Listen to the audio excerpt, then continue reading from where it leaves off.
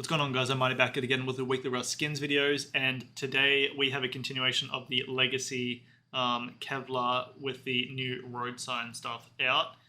They are number 2 and number 3 on the top sellers, and then number 1 is the Space Airlock Double Door and new Double Door skin, of course. So let's get started with the limited store. This also is a fresh force wipe, although there's nothing new in the general store for the DLC, so there is no new DLC at the moment. Not sure if they're going to make next week's Lunar Rocket Launcher DLC or if they're going to release it to the limited store, but I would imagine it'll be the limited store thing. So let's get started with the clothing and armor, and we have the Cursed Hide shoes going for $1.55. This is a continuation of the Cursed Hide set, where we've only had the Cursed Hide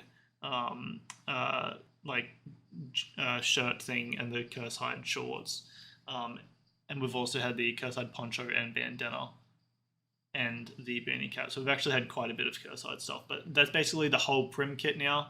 It'll be interesting to see if they end up going towards bell up clothing or if they just stick it with just this stuff and keep it as a finished set now. So we'll see what happens with that one. But Cursed Hide shoes are only going for $1.55. There's only one other hide shoes that are actually cheaper than $1.55. So overall, I think these are going to be a slow investment. But if you pick them up as a play skin, I don't think you're going to be losing money off of them. You're not really going to be making much money off of them, but I do think you can make money off of the Cursed Hide shoes. So for that reason, I will recommend investing in the Cursed Hide shoes off of the Rust store for this week. All right, moving over to the clothing. We have the Legacy Kevlar helmet and the Legacy Kevlar road sign vest. So the road sign vest is actually a different price to the helmet. The Kevlar helmet is $3.05, and the Kevlar road sign vest is $3.85. So definitely not ideal, especially when the other Legacy stuff, the clothing is going for like $2.80 each for hoodie and pants.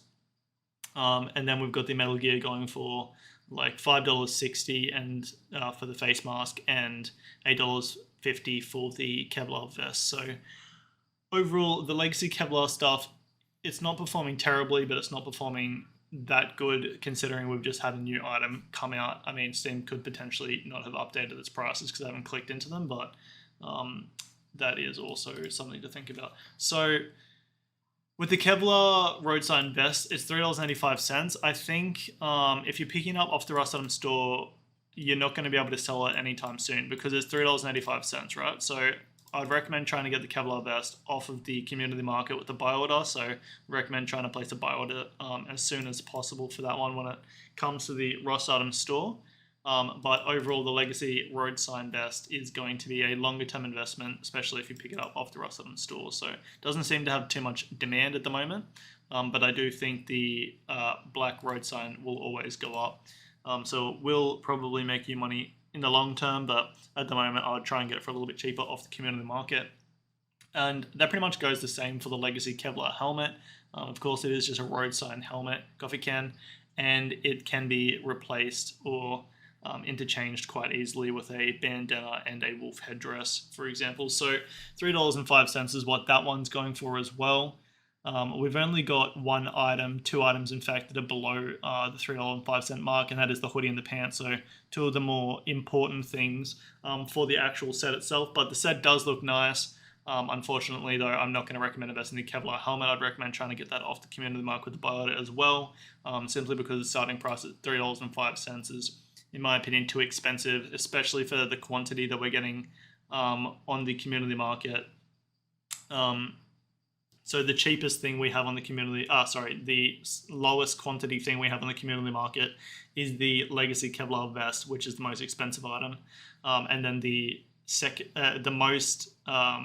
highest quantity item we have is the Legacy Kevlar kilt with 714. So everything's between 714 and 254, so very oversaturated on the community market at the moment, especially when we don't have that many eyes on the community market for Rust skins. So unfortunately, the hype isn't quite there at the moment.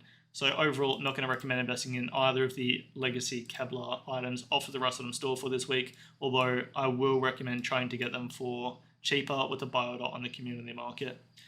Alrighty, moving over to the weapons and tools, we have the Blackstone SAR going for $3.05. This is a continuation of the Blackstone set. So we just had the rock skin come out last week. I don't know how well that's performing, but I know it was selling quite well in the rest of them store. And then we've also had an AK skin, which is not performing well. That is a pretty good indication of how the Blackstone set is going to perform for weapons. The AK is probably around like $1.50 or something like that. So I think the Blackstone SAR really isn't going to make you any money. It's not going to have any demand. And so for that reason, I'm not going to recommend investing in it. The skin itself actually looks sick, but I still don't think it's going to make you money. Also, the ADS is lacking a red iron sight. The front side does look like it's completely black. And I do think that that is definitely not ideal when it comes to investing in skins.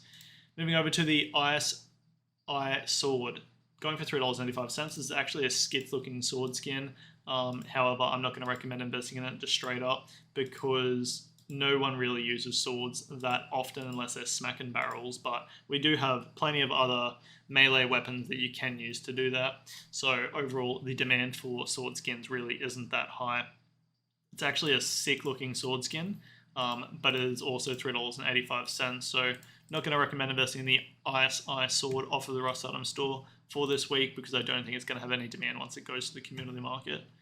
Righty, moving over to the inflatable hatchet and pickaxe. These are actually some pretty sick looking skins. So obviously they're meant to be like balloon hatchet and pickaxe skins. I don't think they're going to have any demand, unfortunately, just because, you know, metal tools are going to be made pretty redundant quite easily when you've got the chainsaw, when you've got the salvage tools, when you have the jackie.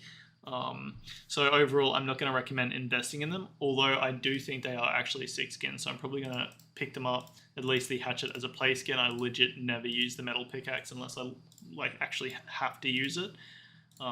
So I probably won't pick up that, but I actually think it's a sick skin, really cool idea, and it's actually been really well made in my opinion. So yeah, not going to recommend investing in them though. Moving over to the Inquisitor metal door, going for $2.30. I don't think this is going to have any demand. It doesn't have any glow. It doesn't have any windows. No pay-to-win aspect.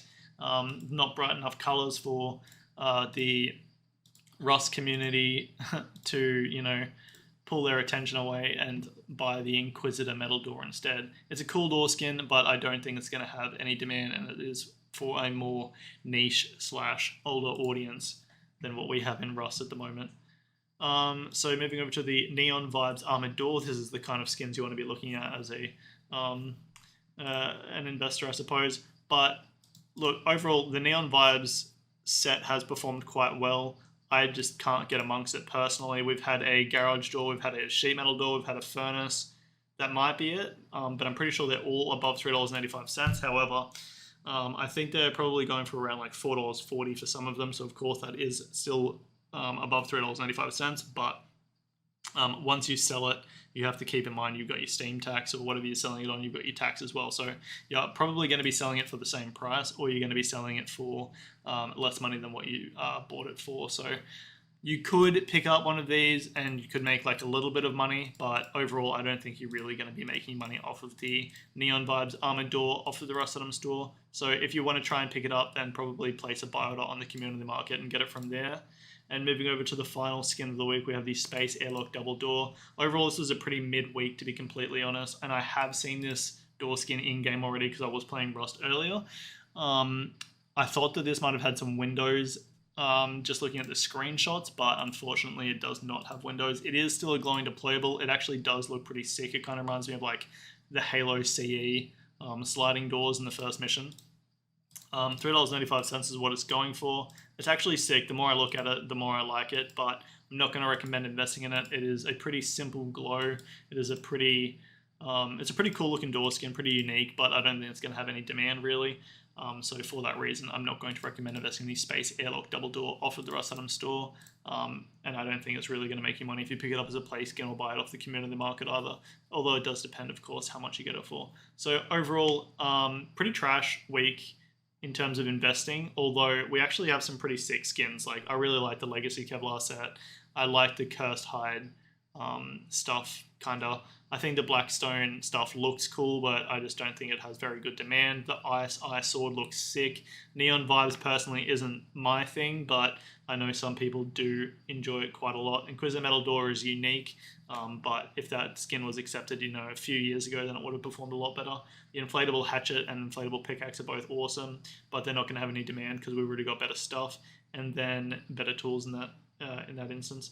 And then the Space Airlock Double Door looks awesome, but it's not going to really have the audience that it needs to go up in value. So that is what the limited store is looking like.